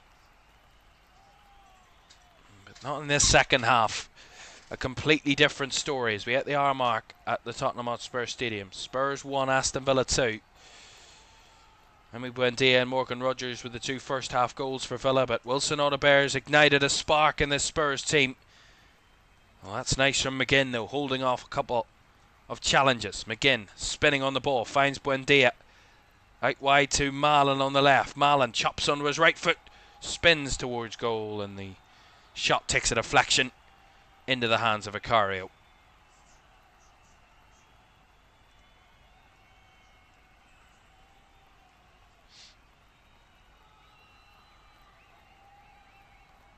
Well, Aston Villa have won their last 2 FA Cup third round ties, and having been eliminated at this stage in each of the 7 campaigns previous to that. So the third round has been kinder to Aston Villa than it had been in recent times. Here's Rodgers. Wanted a foul, not going to get one. Well won back by Mickey van der Ven. Down the left hand side comes Tell. Not real energy about Spurs now. Ben Davies down the left. First time ball by Simons. Blocked by Cash. Out of play for a Spurs throw. And Unai Emery, the master tactician that he is. I mean, it doesn't take a master tactician to realise that I think you need some subs to try and change this game. And Unai Emery is going to make a double substitution. Jadon Sancho and Ollie Watkins going to be coming on very shortly. He knows his team are hanging on in there, and he needs maybe some fresh legs in attack to help them in this tussle. Spurs throw. Long by Danzo. Flicked on, and Van de Ven made it a threat. It's headed behind for a Spurs corner by a Villa head. And the crowd, with every little chance that Spurs get, roaring ever louder. Matisse Tell over to take this corner for Spurs. This will be their 3rd corner of the game, Spurs. Their 2nd of the second half. 3rd goal at Ashton Gate. Get to that in a moment. Tell to deliver this corner for Spurs. Lots of bodies in the 6-yard box. Tell trying to find one of his own. Ball in. Danzo trying to keep it alive with a header at the back post. But just didn't get the connection to it. Ball too fierce for him. Behind for a goal kick. 3rd goal, as I said, at Ashton Gate between Bristol City and Watford. Bristol City were 2 up. Now they're 3 up and cruising to victory against fellow Championship side Watford. And it is a 3rd different scorer for them. Robert Atkinson with the 3rd goal. And Bristol City cruising to round 4. As Aston Villa thought they were cruising to round 4. And for a while they were, but Spurs have shown more fight in the second half to make it a bit more difficult for Villa. They've got one back, and now Unai Emery's responding with a couple of changes. Ollie Watkins and Jadon Sancho coming on. Looks like Donyell Mallon and John McGinn are coming off. And they are. So Watkins will go to centre forward in place of Mallon, and Sancho will take up McGinn's role in the wide areas. They'll swap sides with Buendia is to be seen, but they will be the wingers. So some fresh legs in attack for Aston Villa.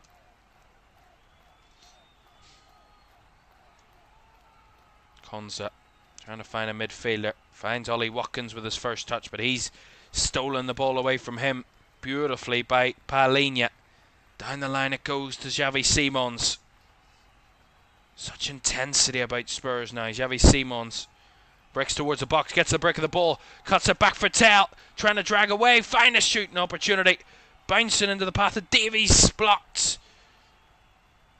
A bit of a pinball there as Villa do get it away, but it is unbelievable how different Spurs are now in the second to what they were in the first half. Here's Xavi Simons dribbling through players. He still comes away with the ball, although he's going to get the free kick given against him by Craig Pawson, which he seems a bit bemused by, and he doesn't want to give the ball back, but beratedly does. And Craig Pawson makes sure he has a word, and a free kick to Aston Villa it is. Right, more goals to tell you about. A 4th goal at Ashton Gate. It is now 4-0 to Bristol City. They are riding into the sunset against Watford in that one. So it is 4-0 to Bristol City, and a 2nd goal of the day for Emil Rees-Jacobsen, who scored the 1st, and he's got the 4th for Bristol City. Grimsby back in front against a Weston-super-Mare, the League 2 side, fending off the non-league opposition, and Yaze Kabia with the second goal. It is 2-1 to Grimsby with 20 minutes to go. Still remains 2-0 to Birmingham away at Cambridge.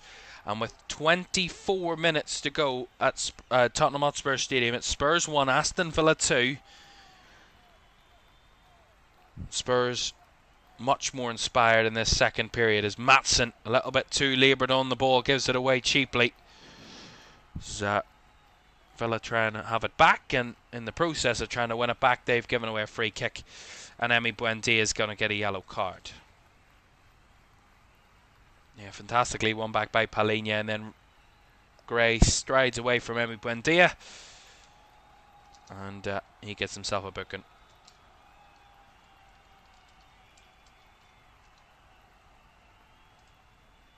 Emi Buendia in the book then. Davies. Fired ball into the path of Audebert. He's got one, he couldn't get a shot off for two. Still alive in the box as it's scrambled clear again by Villa. Audebert causing trouble. He beautifully strode onto the end of a Ben Davies cross. He just couldn't get a shot off. And ultimately it was eventually scrambled away by Villa, but they are certainly feeling the pressure of Spurs in the second half for the visitors. And a quarter of the way through this, or 3/4 of the way through this game, they edged them out at the moment. But like I said in the first half, when Villa were 1-up and they were pushing for the second, Villa don't find a way to change the momentum of this. It could be level before we know it. Well, there's going to be a free kick here to Aston Villa. Ollie Watkins quick to say that there was more in it than he thinks the referee saw. It's going to be a free kick. I'm not too sure I've seen it myself, if I'm honest. I'll have to see a replay to know exactly what happened, but see it again here. Morgan Rogers down the touchline, and João Palhinha just steps into him. Does he kick out? I don't think he does. He just kind of eases him off the ball. It is a foul. I don't think it's much more than that, though. And is a Aston Villa free kick, which they're not too happy with, but it is a free kick nonetheless. Just a bit of time for Villa to alleviate the pressure on their own defence and try and apply some pressure on the Spurs defence, which they haven't really done in the second half so far. They've been trying to fend off Spurs out the other end. Aston Villa. Tielemans and Cash over it. Cash leaves it. So will be Tielemans. Right-footed delivery. Bouncing down and flicked away by Pau Torres. Wider goal kick.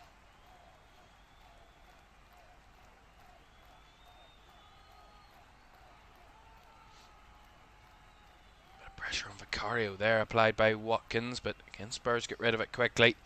That's nicely done with Tell holding it up fantastically here. Lays it off to Palhinha. Working into space and just has to roll it back to his goalkeeper to sustain the Spurs possession. Danzo. Trying to edge out a little bit of space to break forward. He loops it forward, but again, nicely retrieved by Ian Maatsen.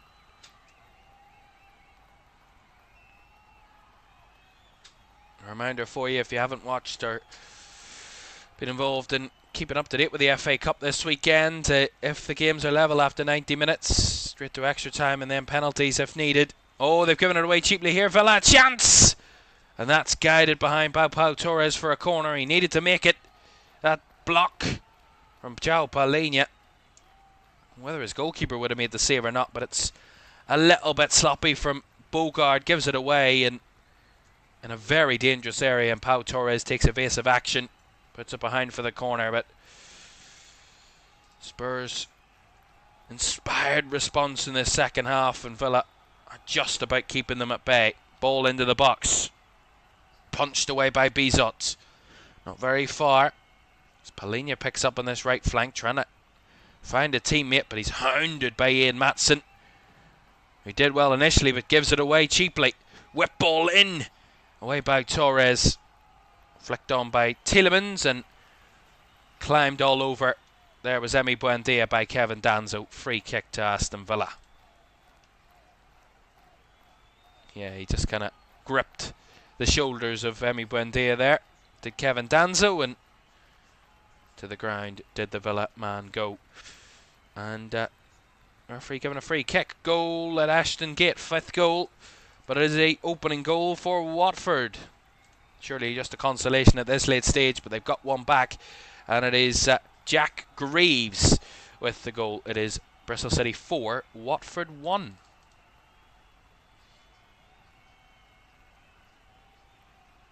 Here is Bogard. Down the right flank to Cash. First time ball into Buendia. Nice play this from Villa. Not seen much of this in the second half. Cash on the run. Back to Buendia, who bundles it, but it's cleared off the line.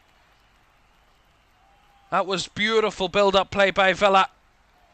And it was denied a goal by a goal line clearance from Pedro Porro. I said we hadn't seen much of that from Villa in the second half. That silky smooth football. And on that occasion it almost turned to a 3rd goal. Here come Rodgers. Bit of space here. He's going to shoot. And it's going to be scooped up by Vicario. With very little concern there. If we see that chance for Villa again, I want to see exactly what happened. And recount it for you in great detail, because it's a great opportunity. This game on an edge at the moment. Ball flicked in behind. Colomawani flags up. At least they didn't wait 10 seconds until the a goal was scored and then put the flag up. At least it was that clear. We've seen this chance again. Great ball back by Cash to Buendia. And Buendia on the volley, on the half volley, just tries to... Doesn't hit it clean. Hits it with the underside of his boot. And it just bobbles towards... Bubbles towards Pedro Porro on the line, who clears it. And if he wasn't there, it was 3-1, and that would have been surely game over. But massive bit of defending. More goals to tell you about. It's all happening around these late games in the FA Cup. We'll tell you about that in a moment, because Villa trying to get in behind again. Buendia a little short for Watkins. Given away to Matisse Tell. Finds Palhinha. He's challenged by Tielemans. Challenged fairly, said the referee. Here's Rodgers to Watkins. Working in tight space. Back to Rodgers, who couldn't get past Porro, who stepped in his way that time. And Villa on the ascendancy once more after the control of Spurs for the last 25 minutes.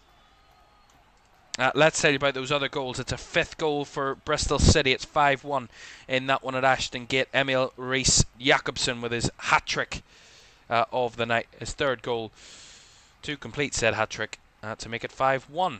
So game nowhere in doubt where that one's going. A bit more doubt though on where it's going between Grimsby and Weston-super-Mare. Weston-super-Mare have levelled again. It's 2-2, and it is Louis Britton with the goal. It's 2-2 there. So all square in that one. Here come Villa. Sancho. Now Rodgers cuts it across, and the shot took a bit of a bounce up into the air and cleared away by Mickey van de Ven. Strange how that shot went directly in the air. Rodgers, and then come off a Spurs defender in there and went straight into the air. Again, bodies on the line for Tottenham. Tielemans, Sancho into Buendia, who struck well over the bar. He's had a great game, Emi Buendia, this afternoon. Scored the first, set up the second for Aston Villa. Trying to push for a 3rd.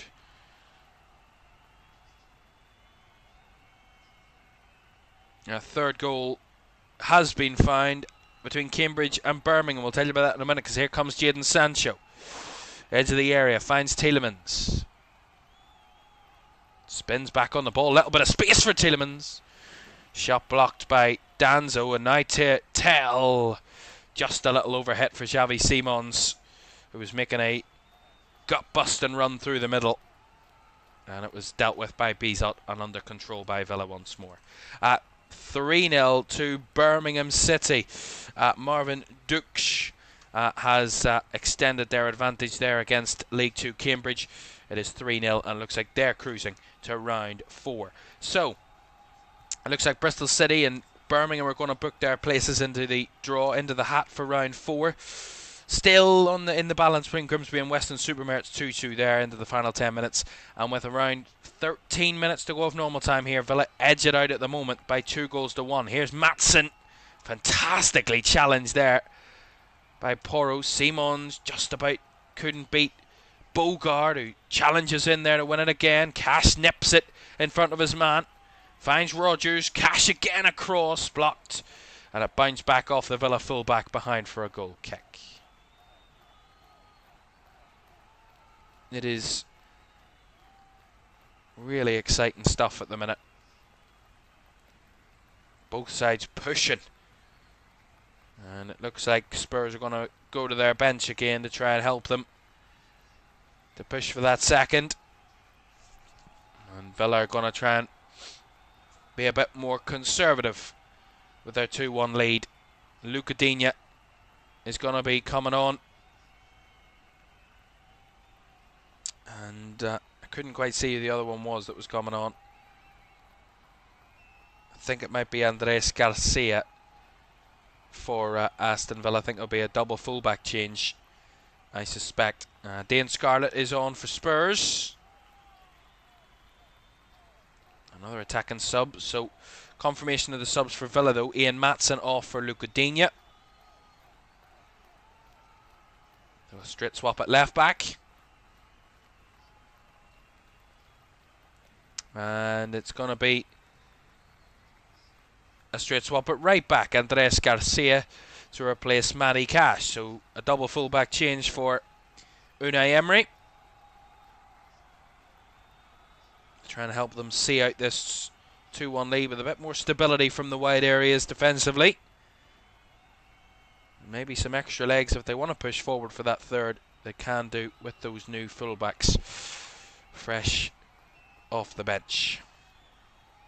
And Dane Scarlett on for Spurs, by the way. I think Matisse Tell made way for him, but I can't be 100% sure. That's why I didn't say it. But he has been brought on, Dane Scarlett. There's a ball in behind by Colin Mawani. Xavi Simons goes round Bizot. Pounds the net, but the flag's up. Flag was up for a good number of seconds before Xavi Simons found the net, and he was a good yard or two offside. Well spotted by the assistant. And he did really well to skip his way around Marco Bizot, who'd dived too early, showed him the way to go. Nice finish, but flag's up. Offside it is. So no goal. That's the second time tonight that Spurs have found the net, and it's been disallowed for offside.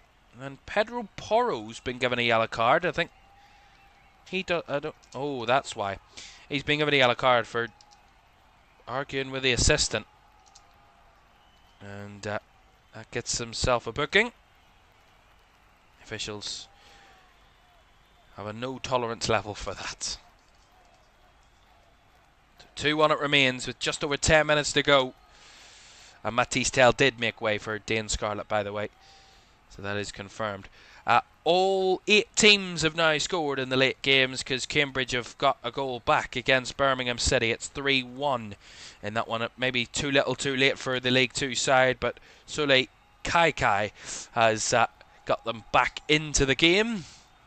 And 3-1 there to Birmingham City. But is, as I say, maybe too little too late for Cambridge. 10 minutes to go. Aston Villa moving through the lines again. Rogers couldn't quite arrow it in behind for Watkins. All cut out by Archie Gray. Here's Davis. Lovely from Simons on the ball. Breaks away from a number of players, dragging that ball with him, and as he loses his balance, he wins a free kick. And it's going to be a yellow card as well, handed out.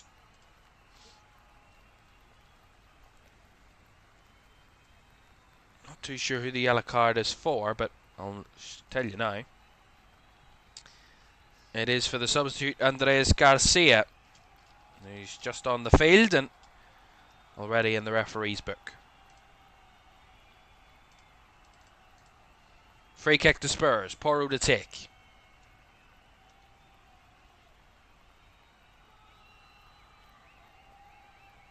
Another goal at Grimsby to tell you about in a second. Porro's long ball into the area. It was headed out by a Spurs man and headed wide by Kevin Danzo. No real threat at all on that one. Well, it looks like another attacking change for Thomas Frank. Dominic Solanke.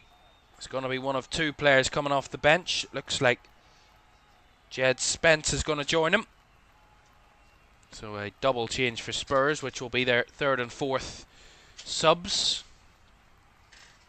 of the game, and in 3 different scenarios. So that should be their end of their substitutes tonight, unless we go to extra time, which at this minute in time is not out of the question. Oh, Danzo shoved to the ground by Watkins, who was just a little bit too aggressive there. The referee having none of it. Free kick to Spurs. Goal at Grimsby. It's been ebbing and flowing all night. Grimsby took the lead. Weston-super-Mare equalised. Grimsby took the lead. Weston-super-Mare equalised. You can guess what way it's gone. Grimsby have taken the lead for the 3rd time tonight. It is Grimsby Town 3, Weston-super-Mare 2, and it is Kieran Green, hopefully, and for Grimsby Town's fans, giving them the green light to head through to round 4. Kieran Green there. It's 3-2.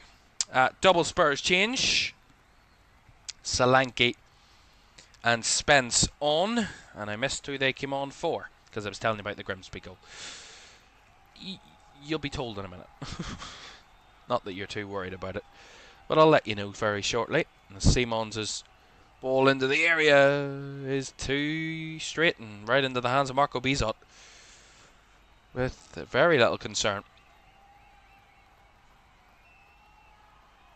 Here's Garcia. Oh, a little bit loose there from Villa. Given away there by Sancho.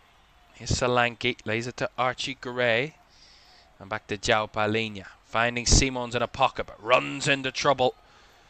But Villa don't hold it for too long. Simons with it back. Flicking it towards the area.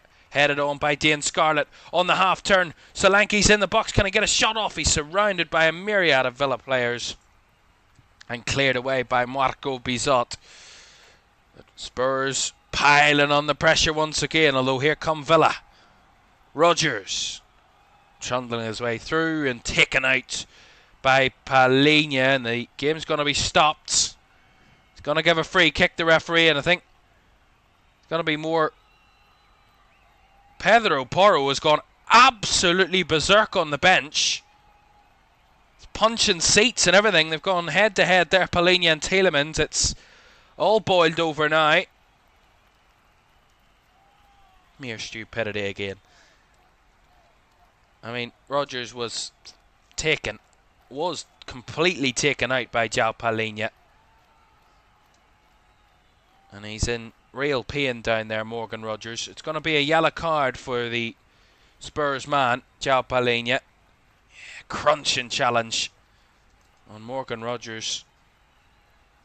Yeah, right through the man. And Unai Emery's not happy.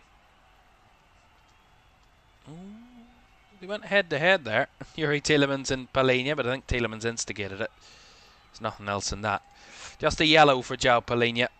Yeah, it's nothing more than that. You see the replay of the challenge. It's a strong challenge, but certainly not a red card.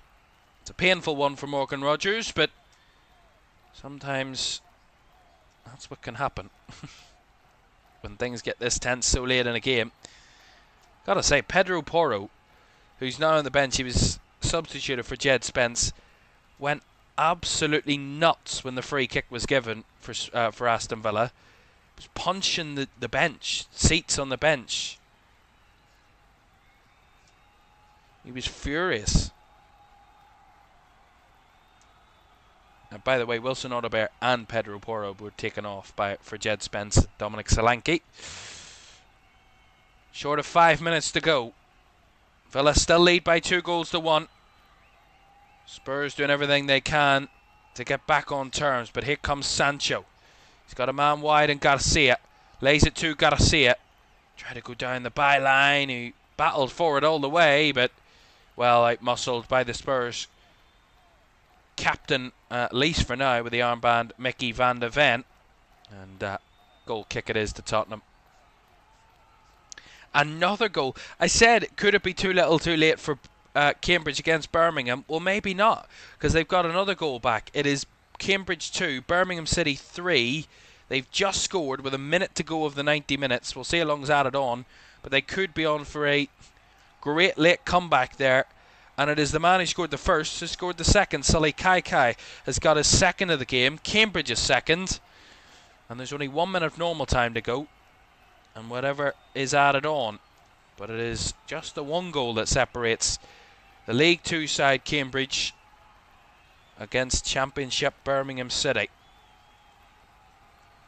I'm sure those Aston Villa fans will be more concerned about their own result than their rivals' result, but it might make for a good read if they come away with victory here and Birmingham throw it away from 3-0 up.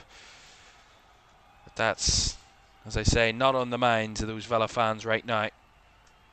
They want their team to get through first. Worry about everyone else afterwards. That's nice play. Although the referee's going to pull it back here for a foul, which has bemused a lot of the Villa players. Yuri Tielemans was down, but again Villa wanted the advantage to be played. Yeah, Dane Scarlett late stepping on the foot of Tielemans, but I mean, there was really no need to stop the game. And Villa still have possession. They're on the attack. They've got a clear advantage.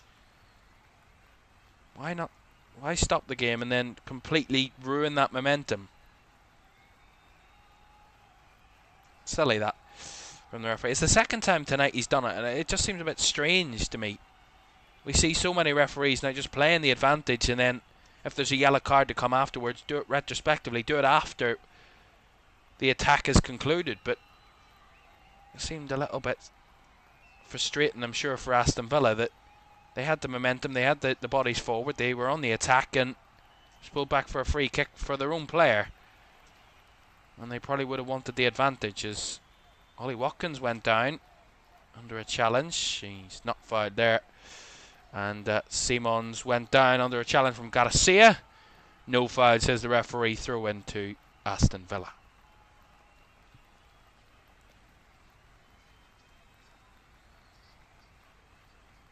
Yeah, just tussling there, Garcia and Simons.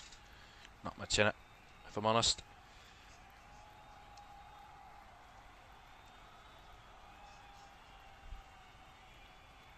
Interception made by Danzo there. Back to Spence. Looking for options, and no one was there for him. Here's Ollie Watkins, who didn't even do the basics of a centre forward and couldn't stay onside. Free kick to Spurs. All over at Ashton Gate, Bristol City have thumped their way past Watford by 5-1 in that all championship tie. So Bristol City through to round 4. And we now leave 3 games with just 1 goal in each game, separating the leader in each match. Cambridge 2, Birmingham 3, Grimsby 3, Weston-super-Mare 2, and Spurs 1, Aston Villa 2. As Villa get a free kick in the edge of their own box here, which isn't popular with the home fans or the home players. And Pau Torres, the one fouled. See it again. Solanke a little late on Torres, who made the clearance. Definite free kick.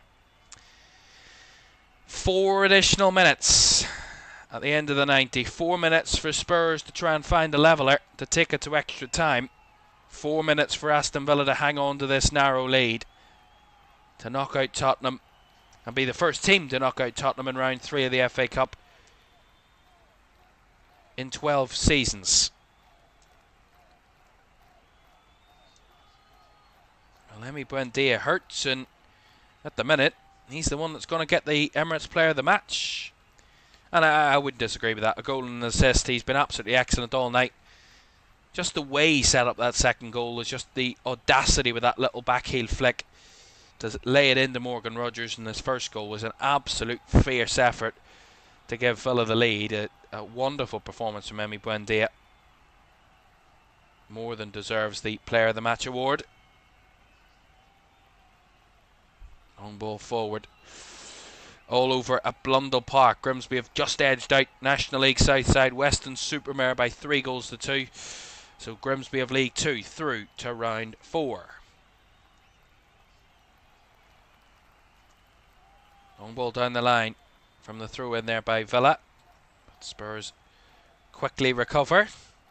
Back with Vicario. Given away by Ben Davis there in a dangerous area. Now the ball round the corner. Watkins trying to work it across. When Davis in the middle with Palhinha there with a block. Behind for the corner. Villa and their fans in that side of the field, knowing their side are only a few minutes away from victory. And making it 13 wins in 15 games in all competitions. That is a run that even the top of the top would be happy with. No discredit to Aston Villa in any respect there. Ball whipped in from the corner. Drops to Rogers. Couldn't quite grasp it. Watkins with a shot. Straight down the throat of Vicario, who made the save down to his left. 90 seconds of the 4 added minutes to go. Is there a late twist? Or has time run out for Tottenham? Garcia to head the first ball. Brought down by Sancho down that right-hand side around the halfway line. And Sancho does well to win a throw-in off Ben Davies, just to run the clock down and just manage this game to the finish line now for Aston Villa. I think Thomas Frank knows that his team need a little bit of luck here. They're going to find a late equalising goal. They have been much better in the second half, but the damage was done in the first when they really just let Villa run the show, really, in the first period. Ollie Watkins trying to hang it out of that corner flag. Rogers has come in to help him, and it's going to be a Spurs throw. He didn't help him very much there because he's given Spurs a throw, albeit deep in their own half. 30 seconds or so to go.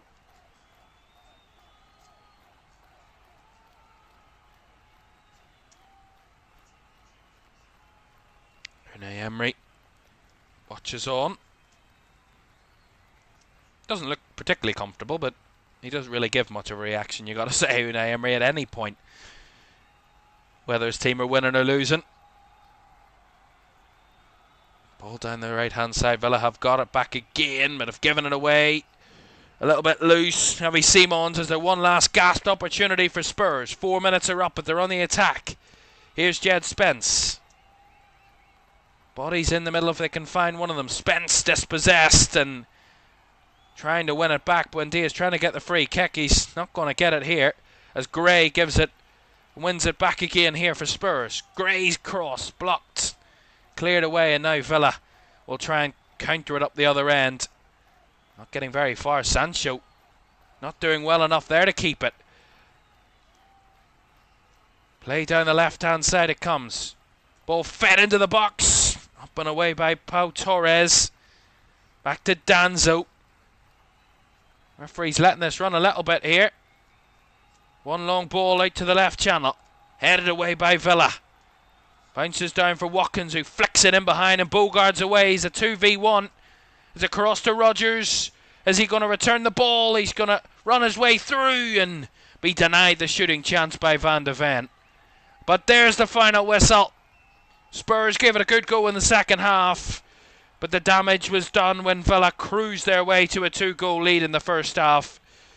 That was when the damage was done, and it was too little too late for Spurs really when they did. Oh, it's all turned into a real scrap here. Morgan Rogers and João Palhinha going for rafters. Rogers really wants a go at him here. And now the benches are having to come on to keep them separated. It's turned into a real melee and a disgusting end to a game that really didn't need it. A game that gave us a lot of quality, a lot of excitement on the field, and there was just really no need whatsoever for that. Never in a million years was there a need for that. Nonetheless, back to what I was saying, the damage really was done when Villa took that 2-goal lead in the first half, and goals from Emi Buendia, who took his strike really beautifully and then set up Morgan Rogers equally as beautifully to make it 2-0. Spurs did get one back when Wilson Odobert strode home to get them back into the game early in the second half on minute 54.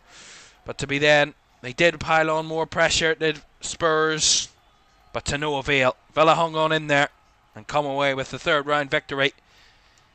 And in the end, knock out Spurs in the third round, become the first team to knock out Spurs in the third round of the FA Cup since the 13-14 season, when their North London rivals did it in Arsenal.